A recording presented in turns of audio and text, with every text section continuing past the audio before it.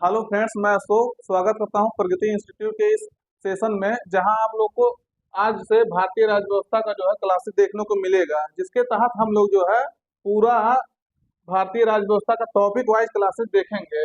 जैसे जैसे अभी हम शुरू करने वाले हैं भारत का संवैधानिक विकास, जो आपके हर एग्जाम के लिए, जैसे पीसीएस हो गया, RO, ARO, SI, police, railway, SSC, जितने भी प्रतियोगी परीक्षा है, उसमें जो प्रीवियस ईयर का क्वेश्चन आया है और कुछ अपने तरफ से क्वेश्चन डाल करके आपको पूरा डिटेल में जो है डिस्कशन किया जाएगा। तो आप सेशन लास्ट तक देखेंगे करिएगा, आप देखेंगे आने वाले एग्जाम में आपको क्वेश्चन यहीं से मिल जाएगा।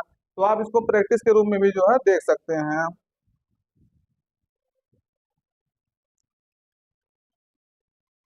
तो शुरुआत करते हैं आज के पहले क्वेश्चन के साथ।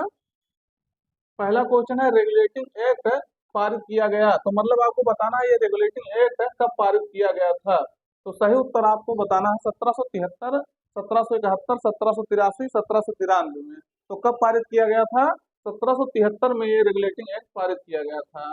आपको बता दें पहले, ये जानिए कंपनी जो है, ब्रिटिश ईस्ट इंडिया कंपनी 1600 ईस्वी में जो है व्यापार करने के लिए अधिकार पत्र पाई थी। कौन अधिकार दिया था? तो ब्रिटेन की महारानी जो थी एलिजाबेथ, महारानी एलिजाबेथ प्रथम ने जो है ये अधिकार दिया था। किसको? ब्रिटिश ईस्ट इंडिया कंपनी को भारत में व्यापार करने के लिए। कंपनी आई, धीरे धीरे व्यापार करने लगी। 1765 तक आते आते कंपनी इतना ताकतवर हो गई कि वो आपका हो गया बंगाल, बिहार, उड़ीसा। कहाँ? बंगाल, बिहार, उड़ीसा का जो है दीवानी अधिकार पा गई। तो कंपनी धीरे धीरे इतना ताकतवर हो रही थी कि उसको रेगुलेट करना जो है जरूरी हो गया था। और ये कंपनी ब्रिटेन से जो है लोन मांगने लगी। तो ब्रिटेन को लगा कि अब कंपनी को रेगुलेट करना जरूरी हो गया है, इसीलिए जो है रेगुलेटिंग एक्ट जो है लाया गया था कंपनी को रेगुलेट करने के लिए। और आप जानते होंगे 1764 में जो है ब्रिटेन बक्सर का युद्ध हुआ था, उसके तहत जो है इसको ये बंगाल, बिहार, उड़ीसा का दीवानी अधिकार मिला था। अब ये रेगुलेटिंग एक्ट हम लोग पढ़ने जा रहे हैं पूरा जो है, जैसे हमारे संविधान का जो निर्माण के लिए शुरुआत यहीं से हो रहा, संविधान का धीरे धीरे अब यहाँ से होगा। अब इसको दो भागों में हम लोग करके देख सकते हैं। जैसे आप देखेंगे तो आता है, जब ये रेगुलेटिंग एक्ट, तो कंपनी पहले आता है कंपनी का शासन, फिर आता है आपका कंपनी का शासन आता है, फिर आता है क्राउन, ब्रिटिश क्राउन का शासन। किसका शासन? ब्रिटिश क्राउन का शासन। अब इसका पूछेंगे किस कब इसका ब्रिटिश क्राउन का शासन, तब आप पूछेंगे जो है इसका कब कब टाइम पीरियड था। तो आप कंपनी का शासन जो है देखेंगे 1773 से लेकर के 1858 तक। जब तक ये 1857 का क्रांति हुआ था उसके बाद से तब तक जो कंपनी का शासन चला था। लेकिन जब ये 1857 का विद्रोह हुआ, उसके बाद से जो है ब्रिटिश क्राउन जो है अपना आधिपत्य जमा लिया, अपना जो है शासन करने लगी। कब से कब तक लेकर के? 1758 से लेकर के 1947 तक, जब तक देश आजाद नहीं हुआ तब तक कंपनी का शासन था। तो इसके तहत जो अब हम लोग 1847 तक जो है, 1947 तक जो है पूरा इसके बारे में पढ़ने वाले हैं।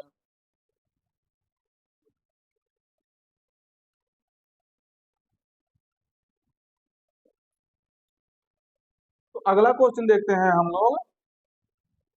अगला क्वेश्चन, भारत के गवर्नर जनरल को किस एक्ट के द्वारा अपनी समिति के निर्णय को जो है अस्वीकार करने का अधिकार मिला? तो ये आपको बताना है किस एक्ट के द्वारा जो है गवर्नर जनरल को अपनी समिति के निर्णय को अस्वीकार करने का अधिकार मिल गया था। तो विकल्प में है 1773 का रेगुलेटिंग एक्ट, 1784 का पिट्स इंडिया एक्ट, 1786 का अमेंडमेंट एक्ट, संशोधन अधिनियम, 1813 का चार्टर एक्ट। तो किसके तहत जो है ये अधिकार मिला था कि गवर्नर जनरल जो अपने समिति का निर्णय है उसको जो है अस्वीकार कर सकता है? तो आपको आपको अभी बताते हैं, 1786 का ये एक्ट आया था, अमेंडमेंट एक्ट। तो ये कह सकते हैं ये लॉर्ड कॉर्नवालिस को जो है गवर्नर जनरल बनाने के लिए ही इस एक्ट को जो है लाया गया था, लॉर्ड कॉर्नवालिस को। और इसकी विशेषता क्या है? लॉर्ड कॉर्नवालिस पहला ऐसा गवर्नर जनरल बनेगा जिसको गवर्नर जनरल के साथ साथ सेनापति का भी अधिकार के साथ ये जो है गवर्नर बन के जो है आया था। ये गवर्नर जनरल बनने के लिए क्या ही नहीं रहा था, कह रहा था कि हमको सेनापति का मतलब अधिकार मिलेगा तभी हम बनेंगे। तो इसी के तहत ये जो है, इसीलिए ये एक्ट आया था, अमेंडमेंट एक्ट 1786 का। उसी के तहत कॉर्नवालिस को जो है बनाया गया था और इसको अधिकार मिला था कि वो अपने समिति के निर्णय को भी जो है अस्वीकार कर सकता है। तो ध्यान रखना है आपको।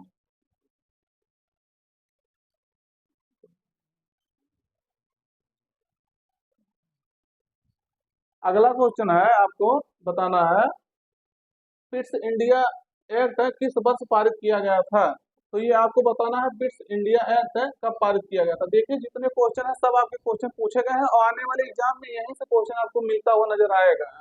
तो 1784, 1786, 1813 या 1823। तो मित्र बताइए आप लोग जो है ये फिट्स इंडिया एक्ट कब पारित किया गया था। तो सही उत्तर आपका रहेगा 1784 ईस्वी में यह पारित हो गया था। और इसी के तहत जो है द्वैध शासन की द्वैध शासन की जो है नींव रखी गई थी। अब इसका मतलब क्या होता है। तो इसका मतलब होता है कंपनी का जो अधिकार था उसको दो भागों में बांट दिया गया। एक हो गया वाणिज्यिक, मतलब इसके कार्यों को दो भागों में बांट दिया गया। एक होता है वाणिज्यिक और एक होता है राजनैतिक। यानी कंपनी अब जो है दो भागों में बट गई। तो यहीं से आपका द्वैध शासन का नींव नजर आते हुए दिखेगा। अभी क्वेश्चन इस तरह से क्वेश्चन कई पूछा गया है आपको, तो ध्यान रखना है आपको। अगला क्वेश्चन देखते हैं। अगला क्वेश्चन है निम्नलिखित में से किस अधिनियम को मार्ले मिंटो सुधार के रूप में जो है भी जाना जाता है। तो ये आपको बताना है किस अधिनियम को यह जाना जाता है मार्ले मिंटो सुधार के रूप में। विकल्प में भारतीय परिषद अधिनियम 1892, भारत सरकार अधिनियम 1909, भारत सरकार अधिनियम 1935, भारतीय परिषद अधिनियम 1909। तो किसको जाना जाता है मार्ले मिंटो सुधार के रूप में, ये आपको बताना है। सही उत्तर आपका रहेगा भारतीय परिषद अधिनियम 1909 को जो है मार्ले मिंटो सुधार के रूप में जाना जाता है। मार्ले और मिंटो जो है दो व्यक्ति थे। मार्ले कौन था, तो भारत का राज्य सचिव था। कौन था, भारत का राज्य सचिव था। और मिंटो कौन था, तो उस समय जो है मिंटो जो है भारत का वायसराय था। कौन था, वायसराय था। तो ये याद रखना है आपको। ये क्वेश्चन आपसे पूछा जा चुका है, ये मार्ले और मिंटो दोनों कौन कौन से पद धारण किए थे, तो आपको हम बता दिए, तो याद रखना है। बहुत महत्वपूर्ण मार्ले मिंटो सुधार अधिनियम है। इसको सुधार कहा जाता है, लेकिन ये कह दीजिए कि यह भारत को जो है विभाजन करने वाला ये अधिनियम था। क्यों, क्योंकि यहीं से जो है मुस्लिमों को टारगेट करना शुरू किया गया था। क्यों, क्योंकि जो है इसी के आधार पर पृथक निर्वाचन प्रणाली की जो शुरुआत किया गया था। किसका, पृथक निर्वाचन प्रणाली का। अब इसके बारे में अभी हम क्वेश्चन अगला क्वेश्चन में कभी आएगा तो अभी अब बता देते हैं डिटेल्स में। आप जान लीजिए कि भारत के बंटवारे का न्यू जो है ये अधिनियम जो है डाल दिया है। कौन सा, भारतीय परिषद अधिनियम। तो ध्यान रखना है इसको मित्रों। अगला क्वेश्चन हम लोग देखते हैं। अगला क्वेश्चन है आपको ये बताना है कि मार्ले मिंटो सुधार का उद्देश्य क्या था। तो हम आपको पहले बता दिए पृथक निर्वाचन प्रणाली, वो भी किसके लिए। देखिए विकल्प आपको नहीं बताया, हालांकि आपका आंसर यही रहेगा, आप इसको विकल्प देख लीजिए। तो कौन सा ये रहेगा, पृथक निर्वाचन प्रणाली के लिए ये आया था। कब आया था, 1909 में आया था। अभी हम पूरा बता दिए, मार्ले कौन था, मिंटो कौन था, तो बता ही दिए। तो पृथक निर्वाचन प्रणाली मतलब क्या होता है, जैसे अभी वर्तमान में क्या होता है, जैसे कि कहीं भी इलेक्शन हो रहा है, मान लीजिए सांसदीय का चुनाव हो रहा है, तो कोई एक कैंडिडेट आपका जो है वहाँ खड़ा होता है किसी पार्टी से, उसको सब लोग वोट देते हैं। कोई ये नहीं कि हाँ हिंदू देगा, मुस्लिम देगा, सिख देगा, ईसाई देगा। लेकिन ये पार्लियामेंट सुधार के तहत ये कहा गया कि केवल और केवल मुस्लिम ही जो है, अगर मुस्लिम कैंडिडेट खड़ा हुआ है तो उसको सिर्फ मुस्लिम वोट ही दे सकते हैं। इसी को कहा गया पृथक निर्वाचन प्रणाली। तो कब ये लाया गया था, 1909 में पार्लियामेंट सुधार के तहत ये लाया गया था। तो देखिएगा बहुत महत्वपूर्ण अभी आपके मतलब होने वाला है ये। और यहीं से जो है भारत का जान लीजिए विभाजन का न्यूज जो है शुरू हो गया था। अगला क्वेश्चन हम लोग देखते हैं। अगला क्वेश्चन है, अगला क्वेश्चन है वह कौन सा अधिनियम था जिसने जो है भारत में सत्ता ब्रिटिश ईस्ट इंडिया कंपनी से जो है ब्रिटिश क्राउन में स्थानांतरित की थी। तो वैसे अभी आप ध्यान से सुने होंगे, तो पहले ही हम आपको इसको बता दिए कब किस अधिनियम के तहत ये हुई थी। ब्रिटिश क्राउन को जो है सत्ता हस्तांतरित हो गई थी। अभी आपको बताया ना कंपनी का शासन कहाँ तक चला, उसके बाद जो है ब्रिटिश क्राउन का शासन आ गया था। तो विकल्प में है भारत सरकार अधिनियम 1833, भारत सरकार अधिनियम 1855, भारत सरकार अधिनियम 1935, भारत परिषद अधिनियम 1861 है। तो किसके तहत किया गया था ये, 1858 में जो है ये एक्ट आया था, उसके तहत जो है ब्रिटिश क्राउन में जो है ये सत्ता हस्तांतरित हो गई थी, स्थानांतरित हो गई थी। क्यों, क्योंकि आपको पता होगा तो उसके पीछे जो कंडीशन चल रहा है 1857 की क्रांति। 1857 की क्रांति के बाद अंग्रेजों को लगा कि जो है देश छोड़ के भागना पड़ेगा। इसके कारण से जो है ये किया गया था कि अब ब्रिटिश क्राउन जो है इसको कंट्रोल करेगी। तो ये आपका हो गया। अगला क्वेश्चन आप देखिए। निम्नलिखित में से किस अधिनियम द्वारा भारत के गवर्नर जनरल को अध्यादेश जारी करने की शक्ति प्रदान की गई? तो ये आपको बताना है, अध्यादेश मतलब होता है ऑर्डिनेंस। क्या होता है? ऑर्डिनेंस। ऑर्डिनेंस मतलब क्या होता है? जब सरकार, जैसे अभी वर्तमान में आप जानते हैं संसद चलती है, संसद जब सदन में नहीं होता है, नहीं चलता है, तो उसके लिए कोई जरूरी कानून बनाता होता है, तो राष्ट्रपति जो है अध्यादेश लाता है, ऑर्डिनेंस जारी किया जाता है, वो भी एक कानून का रूप होता है। तो उसी तहत जो है गवर्नर जनरल को अध्यादेश जारी करने की शक्ति मिली थी, किस अधिनियम के तहत? चार्टर एक्ट 1835, भारत सरकार अधिनियम 1858, या भारतीय परिषद अधिनियम 1861, भारतीय परिषद अधिनियम जो है 1892 में। तो किसके तहत किया गया था? 1861 का अधिनियम के तहत जो है गवर्नर जनरल को जो है अध्यादेश ऑर्डिनेंस जारी करने का अधिकार दिया गया था। और इस अध्यादेश का समय जो है 6 माह था, यानी 6 महीने तक जो है वो अध्यादेश लागू रह सकता था। उसको जो है संसद में नहीं तो पास कराना होता था, नहीं तो ये अध्यादेश खत्म हो जाता है। अध्यादेश कह सकते हैं एक प्रकार का इमरजेंसी में लाया गया कानून है, जो राष्ट्रपति द्वारा लाया जाता है, या अभी वर्तमान समय में राज्यपाल भी और राष्ट्रपति भी ला सकते हैं, दोनों, केंद्र और राज्य दोनों में अलग अलग है। फिर अगला हम लोग क्वेश्चन देखते हैं, कह रहा है 1909 के इंडियन काउंसिल एक्ट में जो है किस बात की व्यवस्था की गई थी? तो किस बात की व्यवस्था की गई थी? विकल्प में द्वैत शासन प्रणाली, सांप्रदायिक प्रतिनिधित्व, प्रांतीय शासन, संघीय व्यवस्था। तो आपको हम पहले बता दिए, पृथक निर्वाचन प्रणाली या सांप्रदायिक प्रतिनिधित्व जो है वो भी मुसलमानों के लिए जो है लाया गया था 1909 के, जिसे मार्ले मिंटो सुधार कहा जाता है। सुधार क्या? सुधार का केवल नाम था, सुधार के नाम पे जो है भारत को बर्बाद करने वाली कानून था। फिर अगला क्वेश्चन है, हम लोग देखते हैं, मॉन्टेगू चेम्सफोर्ड सुधार में जो है प्रावधानों का सार था। तो अभी मार्ले मिंटो हम आपको बता दिए, अब अगला आएगा मॉन्टेगू चेम्सफोर्ड। तो ये कब आएगा? मॉन्टेगू चेम्सफोर्ड जो है 1919 में आया था, यानी 1909 के 10 साल बाद 1919 में आया था। तो ये इसमें क्या प्रावधान था? विकल्प में प्रांतों में द्वैध शासन, राज्यों की स्वायत्तता, या राज्यपालों को जो है वीटो शक्ति, बजट पर बहस का पूर्ण अधिकार। तो क्या इसमें चर्चा किया गया था? प्रांतों में जो है द्वैध शासन प्रणाली लागू किया गया था। क्या लागू किया गया था? प्रांतों में द्वैध शासन प्रणाली। अब पूछेंगे इसका मतलब क्या होता है? इसका मतलब होता है अब जो है दो भागों में सत्ता को बांट करके जो है देखा गया। एक होता है हस्तांतरित विषय, और एक होता है आपका आरक्षित विषय। अब इसका मतलब क्या है? पूछेंगे जरूर, सोचेंगे। तो हस्तांतरित विषय हो गया ऐसा, ऐसे सब्जेक्ट जो है, ऐसे विषय जो काम करने के लिए होते हैं, जो कम महत्वपूर्ण वाली चीजें थी, जैसे आपका जो है कानून व्यवस्था हो गया, सफाई हो गया। तो इसमें सब में जो है पैसा कम है, लेकिन आपको जो है जिम्मेदारी ज्यादा है, तो इसको जो है क्या, किसको दे दिया गया? भारत सरकार, भारत को दे दिया गया, भारत के जो मंत्री होते थे उनको दे दिया गया ये कार्य करने के लिए। और कुछ विषय आरक्षित कर दिया गया, रिजर्व कर दिया गया। इसको कौन देखता था? गवर्नर जनरल देखता था। गवर्नर जनरल किसके सलाह पर देखता था? मंत्रियों के सलाह पे देखता था। तो ये कुछ विषय जो है, जैसे महत्वपूर्ण विषय जो हो गए, जैसे क्या, नोट छापने वाले, और उसके बाद जो नोट छापने वाला हो गया, पुलिस हो गया, न्यायालय हो गया, ये सब विषय आरक्षित विषय में ले लिया गया। गवर्नर जनरल इस पे शासन करने लगा। तो यानी यहाँ भी जो आप देखेंगे तो दोगला चरित्र उनका दिखेगा, ब्रिटिशों का। अगला क्वेश्चन हम लोग देखते हैं, भारत शासन अधिनियम 1919 के अंतर्गत जो है विधायिका का अंतिम निर्वाचन जो है किस वर्ष में किया गया था? तो 1919 का जो अधिनियम आया था, अभी आपको बताया ना, मॉन्टेगू चेम्सफोर्ड अधिनियम, उसके तहत जो है निर्वाचन प्रणाली का शुरुआत किया गया था। तो इसका अंतिम निर्वाचन देखेंगे तो 1945 में हुआ था। तो ध्यान रखना, उसके बाद देश आजाद हो गया था, तो फिर नए नए तरीके से जो है ये शुरू हुआ था। अगला क्वेश्चन हम लोग देखते हैं, अखिल भारतीय महासंघ स्थापित करने का जो है प्रावधान शामिल किया गया था। मतलब किस अधिनियम के तहत अखिल भारतीय महासंघ स्थापित करने का प्रावधान था? तो भारत सरकार अधिनियम 1935 में, या भारत सरकार अधिनियम 1909 में, अगस्त प्रस्ताव 1940 में, या कैबिनेट मिशन जो है प्रस्ताव 1946 में? सही उत्तर आपका रहेगा भारत सरकार अधिनियम 1935 में। इसके तहत जो है अखिल भारतीय महासंघ स्थापित करने का प्रस्ताव था। अब इसका आप कैसे समझेंगे? क्योंकि जो काम करने का तरीका था उसको जो है 3 भागों में बांट दिया गया। एक बांटा गया संघ सूची, जो वर्तमान समय में भी बटा हुआ है। एक है राज्य सूची, और तीसरा है समवर्ती सूची। अब इसका मतलब भी पूछेंगे आप क्या है, तो बताते चलते हैं। संघ सूची मतलब क्या हो गया, जो इसमें डाला जाएगा, इसमें 59 विषय था उस समय 1935 के अधिनियम में। तो इस पे संघ सरकार था, यानी केंद्र सरकार सिर्फ काम करेगा इस पर। और जो राज्य सूची था इस पे जो है 54 विषय था, इसमें केवल राज्य सरकार काम करेगा।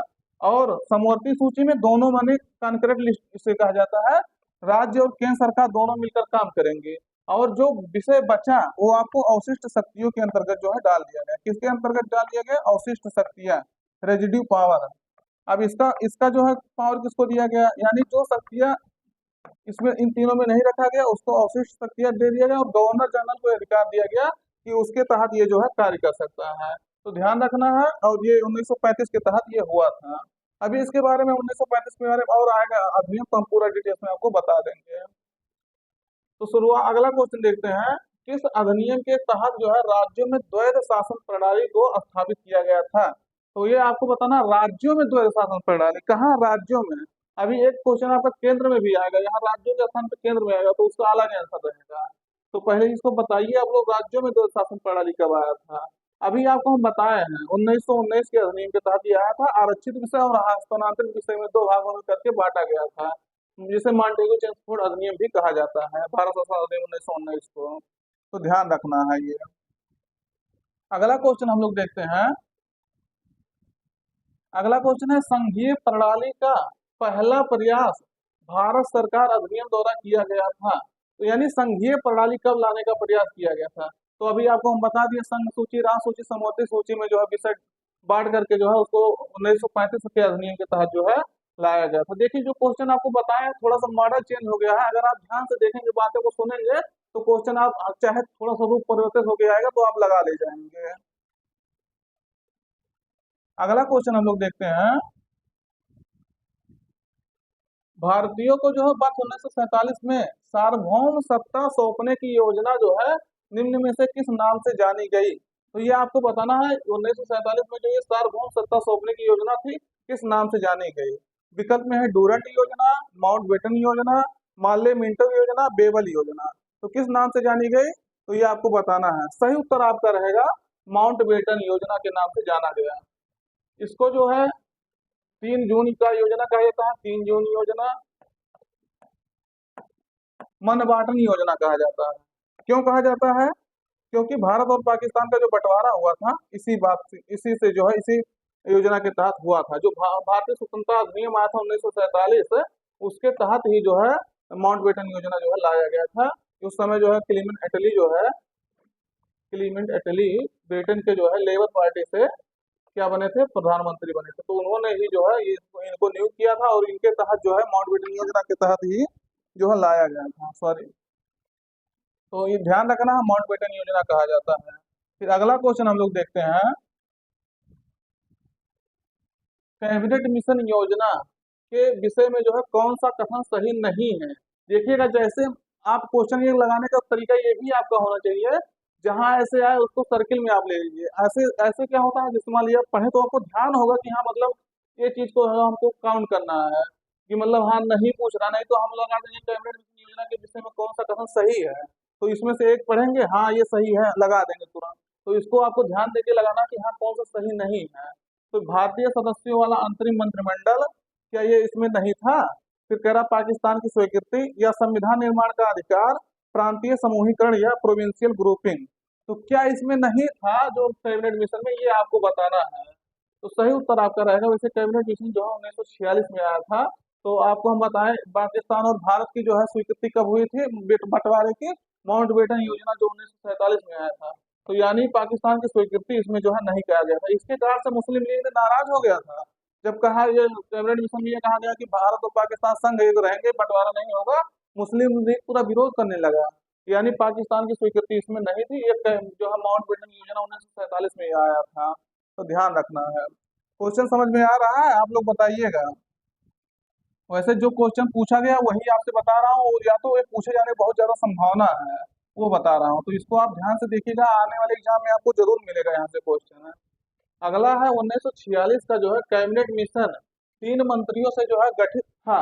निम्नलिखित में से कौन इसका जो सदस्य नहीं था। ये आपको बताना है कौन इसका सदस्य नहीं था जो मंत्रियों से गठित हुआ था। Lord Pethick Lawrence, A B Alexander, sir Stafford Cripps, lord Amery. तो जो कैबिनेट मिशन अभी आपको बताया ना पाकिस्तान की 131 में नहीं थे, उसमें जो है 3 लोगों के से मिलकर बना था। कौन कौन? ये तीनों थे, lord Pethick Lawrence, AB Alexander और sir Stafford Cripps. Lord Amery इसमें शामिल नहीं था। तो ये आपसे क्या पूछ रहा है, इसका सदस्य कौन नहीं था? तो आप इसको लगाना लॉर्ड एमरी इसमें शामिल नहीं था। तो ध्यान रखना, ये क्वेश्चन बहुत बार पूछा गया है। अगला क्वेश्चन देखते हैं। प्रांतीय स्वायत्तता शुरू करने के लिए जो है भारत की ब्रिटिश सरकार द्वारा जो है कौन सा अधिनियम पारित किया गया था? कह रहा प्रांतीय स्वायत्तता यानी द्वैध शासन राज्यों में कब लागू हुआ था? 1919 में लागू हुआ था। लेकिन ये क्या कह रहा है? प्रांतीय स्वायत्तता। आपको बताना, ध्यान देके अभी हम आपको बताते हैं। विकल्प में 1892 का भारतीय परिषद अधिनियम, 1853 का भारत चार्टर अधिनियम, 1919 का भारत सरकार अधिनियम, 1935 का भारत सरकार अधिनियम। तो कब ये प्रांतों को द्वैध शासन दिया गया था? सही उत्तर आपका रहेगा 1935 का जो है भारत सरकार अधिनियम के तहत जो है प्रांतों को प्रांतीय स्वायत्तता दिया गया था प्रांतों को। ध्यान रखना है, ये बहुत महत्वपूर्ण आपका अधिनियम है। भारत का जो संविधान बना है 60% लगभग जो है भाग इसी से लिया गया है। किससे लिया गया है? 1935 के अधिनियम से लिया गया है। तो ध्यान रखना, महत्वपूर्ण है आपके लिए। अगला क्वेश्चन देखते हैं हम लोग। भारत में सचिव यानी सेक्रेटरी का पद किसके द्वारा निर्मित किया गया था? तो ये आपको बताना है, यानी किसके द्वारा, किस अधिनियम के द्वारा जो है सचिव का पद आया था। विकल्प में है भारत सरकार अधिनियम 1858, भारत परिषद अधिनियम 1861, चार्टर अधिनियम 1833, ये देखिएगा 1833 लिखा है, मार्लियामेंट सुधार अधिनियम 1909। तो किसके तहत ये आया था सचिव का पद, सेक्रेटरी का पद? तो सही उत्तर आपका रहेगा 1858 के अधिनियम के तहत जो है ये सचिव का पद आया था। तो ध्यान रखना, क्वेश्चन आपसे पूछा जा चुका है और पूछे जाने संभावना हमेशा है ये क्वेश्चन है। अगला है, किस अधिनियम के तहत जो है पहली बार विधायिका में कुछ निर्वाचित प्रतिनिधित्व की जो है मंजूरी दी गई? यानी विधायिका में जो है अब निर्वाचित प्रतिनिधित्व जो है हो सकते हैं, इसके लिए मंजूरी दी गई थी। किस अधिनियम के तहत, ये आपको बताना है किस अधिनियम के तहत ये मंजूरी दी गई थी। विकल्प में है भारत सरकार अधिनियम 1858, भारत सरकार अधिनियम 1909, भारत सरकार अधिनियम 1919 या भारत सरकार अधिनियम 1935 है। तो निर्वाचित ये जो है प्रतिनिधित्व की मंजूरी कब दी गई थी? तो ये जो अभी आपसे बताया ना मार्लियामेंटो सुधार यानी भारत सरकार अधिनियम 1909, इसके तहत जो है निर्वाचित प्रतिनिधित्व की मंजूरी दी गई थी कुछ हद तक है। तो ध्यान रखना है, ये आपके लिए इम्पोर्टेंट है। अगला हम लोग देखते हैं, मेरा भारत शासन अधिनियम 1935 द्वारा जो है स्थापित संघ में जो है अवशिष्ट शक्तियां यानी रेजिड्यू पावर जो है किससे दी गई थी? तो ये आपको बताना, अभी हम आपसे बताएं, अगर ध्यान से आप देखे होंगे शुरू में, तो हम आपको बता दिए संघ सूची, राष्ट्र सूची, समवर्ती सूची में बांटा गया था। और जो शक्तियां बची थी, जो काम बचा था, उसको जो है अवशिष्ट शक्तियों में बांट दिया गया था, जिसको गवर्नर जनरल को जो है दे दिया गया था। तो ये चीजें हम आपको पहले ही कंफर्म कर चुके हैं। तो ध्यान रखना, देखिएगा क्वेश्चन जो है बहुत ऐसे रहेंगे कि आपको थोड़ा सा घुमा देंगे तो आप जो है सोचेंगे कहाँ से क्वेश्चन पूछा जा चुका है। लेकिन क्वेश्चन जो है आप अगर ध्यान से पढ़ेंगे तो इससे जो है आपको निकल जाएगा सोल्यूशन। अगला कह रहा डैश डैश डैश, यहाँ भरना है आपको कुछ। कह रहा इसका Pitt's India act British east India company के जो है वाणिज्यिक और राजनीतिक कार्यों के बीच अंतर करता है। तो आपसे पूछ रहा है पिट्स इंडिया एक्ट मतलब कब आया था ये? तो 1784 हम आपको बता चुके हैं, इसीलिए हम पूरा विकल्प नहीं बता रहे हैं। लेकिन आपको यहाँ क्या लिखना है, 1784 में पिट्स इंडिया एक्ट आया था। अभी हम आपसे बताएं, यहीं से द्वैध शासन प्रणाली की न्यू आपको पढ़ते हुए नजर आएंगे। क्यों? क्योंकि कंपनी को वाणिज्यिक और राजनीतिक जो है दो क्षेत्रों में बांटने की प्रयास किया गया, उसके कार्यों को जो विभाजित करने का प्रयास किया गया था। तो ये ध्यान रखना है आपको। अगला क्वेश्चन है बाबू आप लोग का, कह रहे डैश डैश डैश मतलब यहाँ आपको भरना है यूनाइटेड किंगडम की जो है संसद का एक अधिनियम है जिसने जो है 1947 में ब्रिटिश भारत को जो है भारत और पाकिस्तान के दो नए स्वतंत्र उपनिवेशों में जो विभाजित किया था। तो ये जो है कब का है, मतलब यूनाइटेड किंगडम की संसद है उसका एक अधिनियम है। तो ये जो है जो जिसने 1947 में जो है ब्रिटिश भारत को और भारत और पाकिस्तान के बीच जो है नए स्वतंत्र उपनिवेशों में जो है विभाजित किया था। तो आप ध्यान से पढ़े होंगे तो आपको आंसर मिल गया होगा। देखिएगा, फिर इंडिया एक्ट, रॉलेट एक्ट और उसके बाद भारत सरकार अधिनियम, भारतीय स्वतंत्रता अधिनियम। तो कौन सा है? सही उत्तर आपका रहेगा भारतीय स्वतंत्रता अधिनियम 1947 के तहत जो है दो भागों में भारत और पाकिस्तान बटे थे। तो माउंटबेटन योजना, जिसे 3 जून योजना भी कहा जाता है, मनबाटन योजना भी कहा जाता है, तो ध्यान रखना। जब भारत स्वतंत्र हुआ था तो कौन था उस समय जो है, कौन सा उस समय जो है प्रधानमंत्री ब्रिटेन का, तो आपको पता होगा कौन था, क्लीमेंट एटली थे, लेबर पार्टी से। तो ये भी क्वेश्चन आपका पूछा जा चुका है। अगला क्वेश्चन है आपका रेगुलेटिंग एक्ट। यहाँ 17 है, देखिएगा, सॉरी 1700, देखिए 1973 का आने का कोई मतलब नहीं है, ये मिस्टेक है। तो 1773 में जो है किए गए प्रावधान में से कौन सा कथन असत्य है? रेगुलेटिंग एक्ट 1773 में क्या क्या किया गया था जिसमें एक नहीं किया गया था?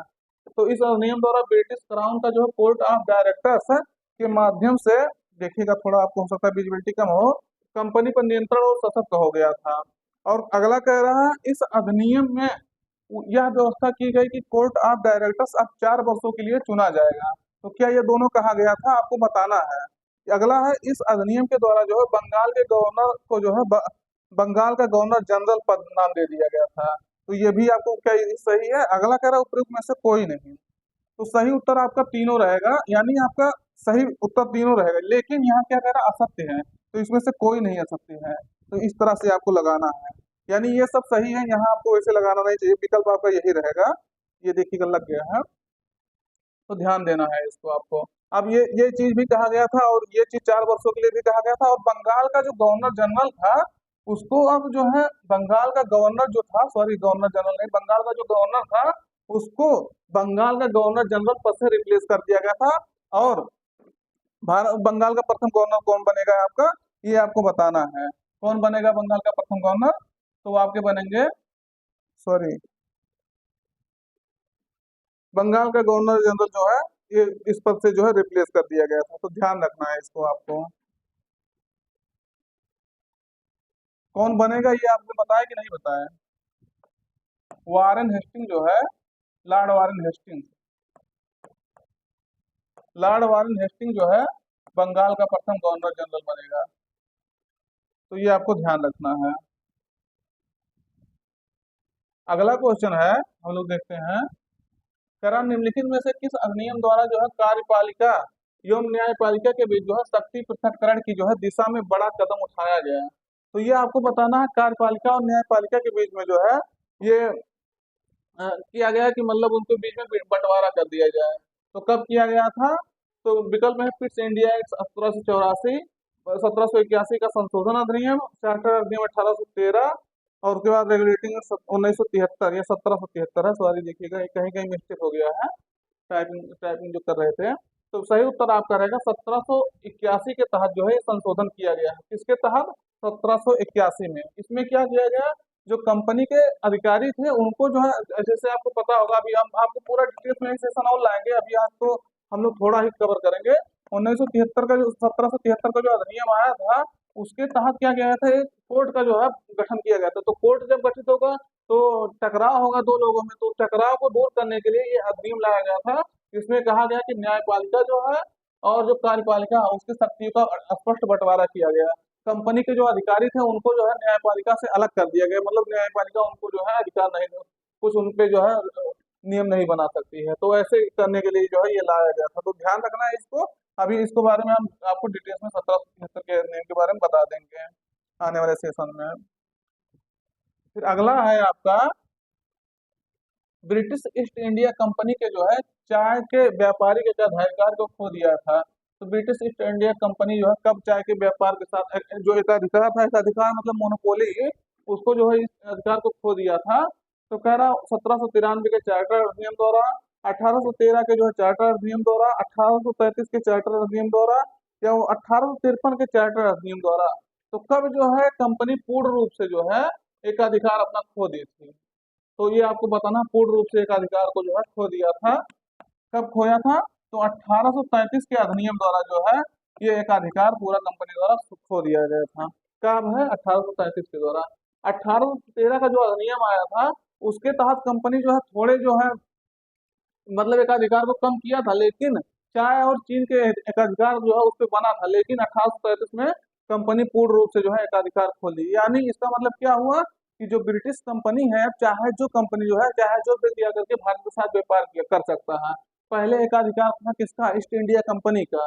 तो इसको ध्यान रखना है, 1833 के तहत ये एकाधिकार जो है कंपनी ने खो दिया था, पूर्ण रूप से खोया था।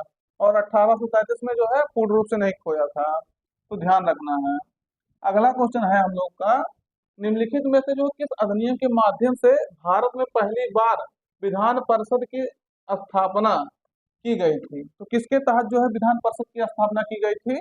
तो किस अधिनियम के तहत जो है माध्यम से भारत में पहली बार विधान परिषद की स्थापना की गई थी? चार्टर अधिनियम 1813, 1833, 1853, 1858। तो किसके तहत जो है विधान परिषद की स्थापना की गई थी? तो सही उत्तर आपका रहेगा 1853 के तहत जो है ये विधान परिषद की स्थापना की गई थी। तो ध्यान रखना है, इसको इम्पोर्टेंट है आपके लिए, पहली बार जो है ऐसा करने का प्रयास किया गया था। तो इसके बारे में जो है आज का हम लोग का सेशन शायद आज का यही है, क्योंकि जो है यहीं तक क्वेश्चन डाला गया था। फिर एक इसका एक पार्ट और ला करके आपको हम पूरा जितना और क्वेश्चन बनने लायक है बता देंगे, और अपने मित्रों तक इसको शेयर कर दीजिएगा वीडियो, जिससे आप देखिएगा आपको टॉपिक वाइज वीडियो मिल जाएगा, यानी आने वाले एग्जाम में आपको यहाँ से क्वेश्चन जरूर मिलता हुआ नजर आएगा। अपने मित्रों तक इसको शेयर कर दीजिएगा, चैनल को सब्सक्राइब करिएगा। फिर मिलते हैं नए सेशन में। Thank you.